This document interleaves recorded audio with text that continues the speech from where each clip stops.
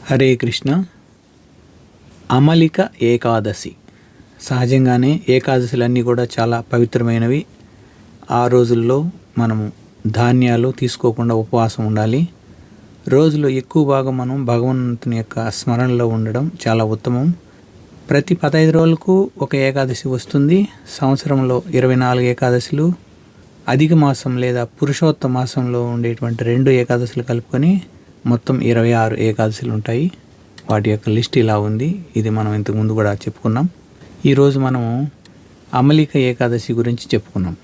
ఈ అమలిక ఏకాదశి పాల్గొన మాసం శుక్లపక్షంలో వస్తుంది. దీని యొక్క వృత్తాంతము మాందాత అనేటువంటి మహారాజు వశిష్ఠుల యొక్క సంవాద రూపంలో బ్రహ్మాండ పురాణంలో వర్ణింపబడి ఉంది. ఒకసారి మాందాత వశిష్ఠు మునిని అడుగుతారనమాట. ఏమని? ఓ మహాభాగా, మీరు నా పట్ల ప్రసన్నులై ఉన్నచో దయచేసి సకల శుభాలను పొందగలిగే ఒక వ్రతాన్ని నాకు తెలియజేయండి అని అడుగుతారనమాట. అప్పుడు వశిష్ఠముని, రాజా, ఎల్లరికీ శుభాన్ని కలుగజేసే ఒక మహావ్రతం యొక్క మహిమను, చరిత్రను నీకు వివరిస్తాను. ఆ వ్రతం పేరు అమలిక ఏకాదశి వ్రతం. ఈ వ్రతాన్ని పాటించడం వలన కలిగే ప్రభావము నిక్కముగా సకల పాపాలను నశింపజేసి ముక్తిని వసగడమే కాకుండా 1000 గోవులు దానం చేసిన ఫలితం కూడా సిద్ధిస్తుంది అని చెప్తారన్నమాట. ఇక వశిష్ఠముని ఇంకా కొనసాగిస్తూ, పూర్వము వైదిశం అనే పురం ఉండేది. దానిలో మిక్కిలి సంపన్నులైనటువంటి బ్రాహ్మణ, క్షత్రియ, వైశ్య శూద్రులు ఉండేవాళ్ళు. ఆ అందమైన నగరంలో నాస్తికుడు కానీ పాపి కానీ ఉండేవాడు కాదట. నగరమంతా ఎప్పుడు వేదమంత్రాలతో ప్రతిధ్వనిస్తూ ఉండేది. అట్టి సుప్రసిద్ధ నగరంలో చైత్రరథుడనే రాజు ఉండేవాడు. అతడు చంద్రవంశుడైన పసిబిందుకుని కులంలో జన్మించాడు. చైత్రరథుడు బలవంతుడు, వీరుడు, ఐశ్వర్యవంతుడు, శాస్త్ర కోవిదుడై ఉండేవాడు. అతని రాజ్యపాలనలో రాజ్యమంతటా సుఖ సంపదలు వెల్లివిరిసి ఉండేటివి. పుర ప్రజలందరూ విష్ణు భక్తికి అంకితులై ఉండి ఏకాదశి వ్రతాన్ని పాటిస్తుండేవాళ్ళు. హరిభక్తి కారణంగా వారందరూ ఆ రాజ్యంలో సుఖంగా జీవించేవాళ్ళు. రాజ్యంలో భేదవాడు కానీ పిసినారివాడు కానీ ఒక్కడైనా ఉండేవాడు కాదు.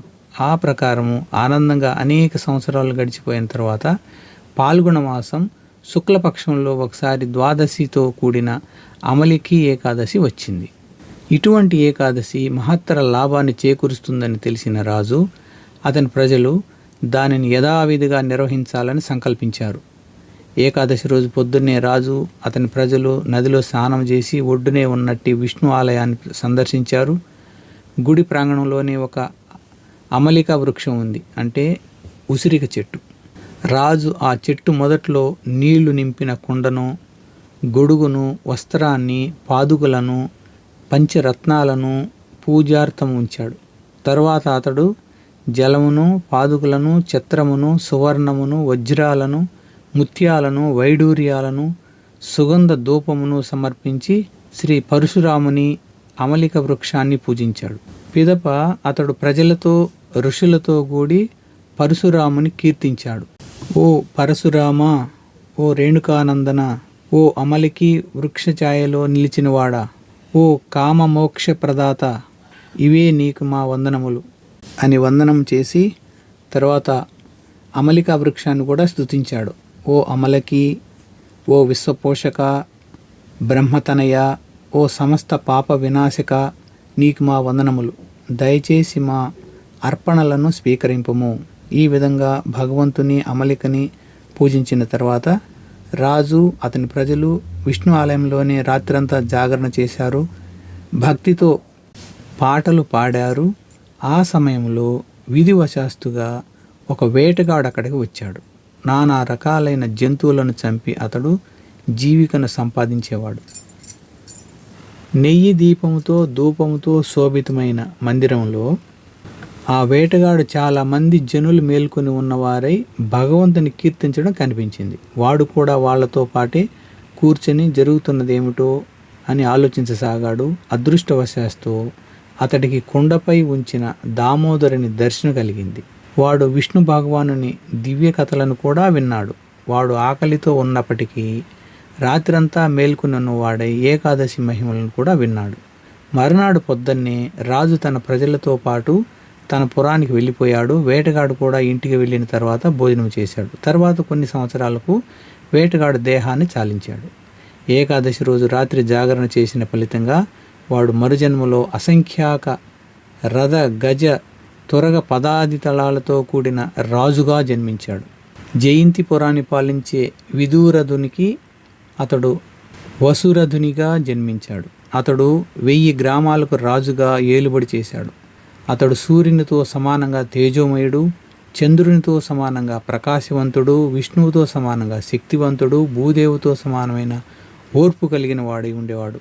సత్యసంధుడైన అతడు ధర్మపరుడై విష్ణుభక్తునిగా అయ్యాడు. ఒకరోజు వసురధుడు అడవిలో వేటకు పోయి దారి తప్పాడు. తీవ్రంగా అలసిపోయిన అతడు విశ్రాంతి తీసుకోదలచి ఏ దారి తోచక అతడు ఒక చెట్టు కింద నడుం వాల్చి చేయినే తలగడగా పెట్టుకొని నిద్రించాడు. అదే సమయంలో ఆ అడవిలో వసించే కొందరు మ్రేచ్చులు వచ్చి అతన్ని నానా రకాలుగా హింసించడం మొదలుపెట్టారు. అతనిని తమ శత్రువుగా భావించి వారు చంపడానికి సిద్ధపడ్డారు.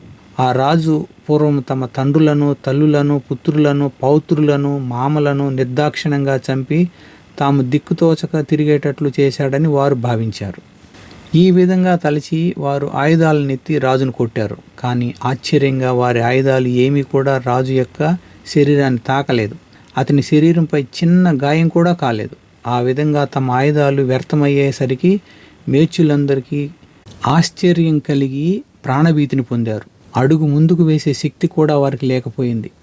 ఆ సమయంలో ఒక అసాధారణ అందగత్తె గంధాభరణ భూషితురాలై రాజు యొక్క దేహం నుండి బయటకు వచ్చింది. చక్కని పూమాలలతో అలంకృతమై ఉన్న ఆమె కన్నులు కోపంతో ఎర్రబడి ఉన్నాయి. భృగుటి ముడిచిన ఆమె చేతిలో చక్రాన్ని ధరించి క్రోధముతో మ్రేచ్చులను చంపడానికి ముందుకు ఉరికి క్షణంలో వారిని నిహతులు చేసింది. ఈ సంఘటన పూర్తి కాగానే రాజుకు మెలకు వచ్చింది. ఘోరమైన సంఘటనను చూసి రాజుకు భయము, ఆశ్చర్యము, విస్మయమునకు లోనై తన చుట్టూ శత్రువులు మరణించి ఉండడం చూశాడు. ఆహా, ఈ నా శత్రువులను చంపి నన్ను రక్షించిన ఆ శ్రేయోభిలాషి మిత్రుడెవరు? ఈ గొప్ప కార్యానికి నేను అతనికి నా కృతజ్ఞతలు తెలుపుకుంటున్నాను అని అన్నాడు. కేశవుడు తప్ప శరణాగత జీవులను రక్షించే సామర్థ్యం వేరెవరికి ఉంటుంది? అతడొక్కడే శరణాగతులకు, భక్తులకు పోషకుడు అని ఆకాశవాణి వినపడింది. ఆకాశవాణి వాక్కులను వినగానే రాజు అమిత ఆశ్చర్యచకితుడయ్యాడు. భక్తిభావంతో అతని హృదయం ద్రవించింది. తర్వాత అతడు రాజ్యానికి తిరిగి వచ్చి ఎటువంటి అవాంతరము లేకుండా ఇంద్రునిలాగా రాజ్యపాలన చేశాడు. వశిష్ఠముని పలుకుతూ, రాజా, ఈ పవిత్రమైన అమలకి ఏకాదశి వ్రతాన్ని పాటించేవాడు నిస్సంశయంగా అతడు భగవానుని కృపను పొందుతాడు అని తెలియజేశాడు. హరే కృష్ణ. కాబట్టి ఎంతో పవిత్రమైనటువంటి ఈ అమలిక ఏకాదశిని మనమందరము కూడా పాటించి భగవంతుని కృపకు పాత్రులవుదాం. మనమందరము భక్తి శ్రద్ధలతో ఈ అమలిక ఏకాదశిని పాటిద్దాం, మనం తరిద్దాం, అందరినీ తరింపజేద్దాం. ఈ అమలిక ఏకాదశిని భక్తి శ్రద్ధలతో ఎటువంటి ఆటంకం లేకుండా పాటించగలిగేటువంటి అవకాశాన్ని మనకు కలిగించమని గురుదేవుల్ని, భగవంతుణ్ణి ప్రార్థిద్దాం. హరే కృష్ణ కృష్ణ కృష్ణ హరే హరే, హరే రామ రామ రామ హరే హరే. జగద్గురు శ్రీల ప్రభుపాదకి జై. అనంతకోటి వైష్ణవ భక్త బృందకి జై. నితాయ్ గౌర్ ప్రేమానందే. హరి హరి బోల్. హరే కృష్ణ.